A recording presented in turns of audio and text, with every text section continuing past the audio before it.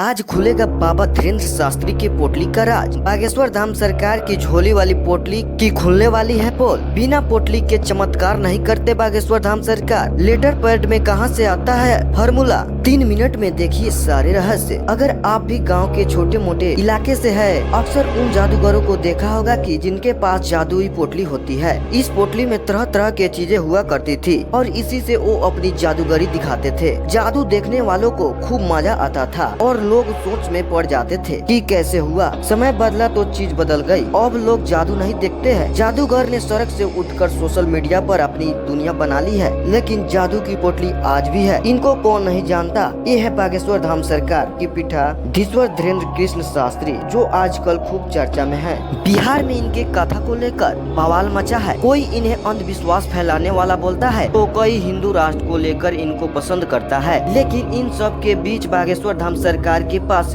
एक ऐसी चीज है जो शायद ही किसी की नजर में हो, वो है जादूगर की पोटली। आमतौर पर जादूगरों की पोटली काले रंग की होती है, लेकिन बाबा के साथ ऐसा नहीं है। बाबा की पोटली में स्नातक धर्म से जुड़े कुछ चीजें हैं, लेकिन इन पोटली का राज क्या है? क्या वजह है कि बागेश्वर धाम सरकार जहाँ जाते हैं पोटली का साथ नहीं छोड़ते? फिल्मों में आप भी देखा होगा, जिसके पास जादूगर की पोटली या इसके जैसा कुछ होता है तब तक उनके पास शक्तियाँ रहती है। तो क्या बागेश्वर धाम सरकार के पास जो पोटलियां है उनमें शक्तियां है? नागपुर के घटना के बाद धीरेन्द्र शास्त्री ने रायपुर में चैलेंज दिया था, तो वहां उन्होंने कई करामात दिखाए थे। तो आप भी जान लीजिए धीरेन्द्र कृष्ण शास्त्री के पास जो पोटली है उनमें क्या है और क्या है उनका रहस्य। पहला रहस्य बाबा की गादा है। छोटी गादा को बागेश्वर धाम सरकार धीरेन्द्र शास्त्री वाईफाई बताते हैं। उनका कहना है कि इस गधा से उनको चारों ओर तिरंगे आ जाते हैं और उनको शक्तियाँ मिल जाती है। बाबा ने जहाँ भी कथा शुरू की वहाँ इस गधे को जरूर निकाला है। कथा शुरू करने से पहले बीच बीच में छोटी गधा को धीरेन्द्र कृष्ण शास्त्री अपने चारों ओर 6 बार घुमाते हैं और फिर उनके हिसाब से जैसा उन्होंने कहा कि तरंग आ जाती है और शक्तियाँ मिल जाती है। दूसरा रहस्य नारियल। नारियल के आधे हिस्से को बागेश्वर धाम सरकार ने